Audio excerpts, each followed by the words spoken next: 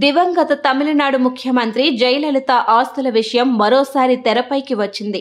ఆమె ఆస్తిని తమిళనాడు ప్రభుత్వానికి అప్పగించేందుకు బెంగళూరులోని ప్రత్యేక న్యాయస్థానం చర్యలు చేపట్టింది. ఫిబ్రవరి 14, 15 తేదీల్లో వాటిని అప్పగించాలని న్యాయమూర్తి హెచ్ఏ మోహన్ అధికారులను ఆదేశించారు. జయలలితకు చెందిన ఆస్తులు, పత్రాలను ఆ రాష్ట్ర ప్రభుత్వానికి బెంగళూరులోని కోర్టు అధికారులు తాజాగా అప్పగించారు. బెంగళూరు పరప్పన అగ్రహార కారాగారంలో ఇప్పటి వరకు జయలలిత ఆస్తులు, పత్రాలను భద్రపరచగా తాజాగా న్యాయమూర్తి హెచ్ఏ మోహన్ సమక్షంలో వాటిని తమిళనాడు అధికారులకు అప్పగించారు.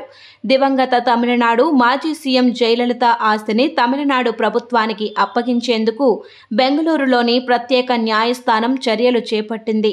ఆ ఆస్తులు, పత్రాలను న్యాయమూర్తి సమక్షంలో తమిళనాడు అధికారులకు అప్పగించారు. ఈ సందర్భంగా తెరపైకి వచ్చిన ఆస్తులు కళ్లు చెదిరేలా ఉన్నాయని అంటున్నారు.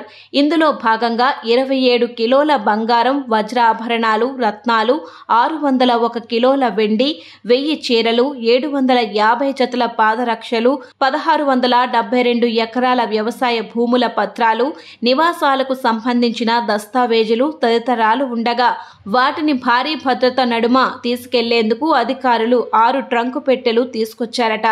జయలలిత అక్రమార్జనకు సంబంధించిన కేసు 2004లో తమిళనాడు నుంచి కర్ణాటక రాష్ట్రానికి బదిలీ అయిన సంగతి తెలిసిందే.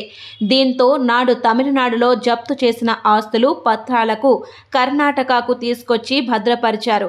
ఈ సమయంలో తాము జయలలిత వారసులమని జె దీపక్, జె దీప అనే వ్యక్తులు పిటిషన్ వేశారు.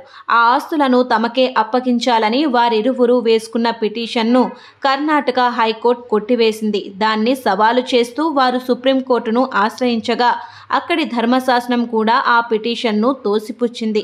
ఈ సందర్భంగా జయలలితకు సంబంధించిన ఆస్తుల, పత్రాలు అన్నింటినీ తమిళనాడు ప్రభుత్వానికి ప్రత్యేక న్యాయస్థానం అప్పగించింది. జప్తు చేసుకున్న సమయంలో ఆమె ఆస్తుల విలువను అధికారులు 913.14 కోట్లుగా అంచనా వేయగా వాటి విలువ నేడు కనీసం 4000 కోట్లుగా ఉండొచ్చని తెలుస్తోంది.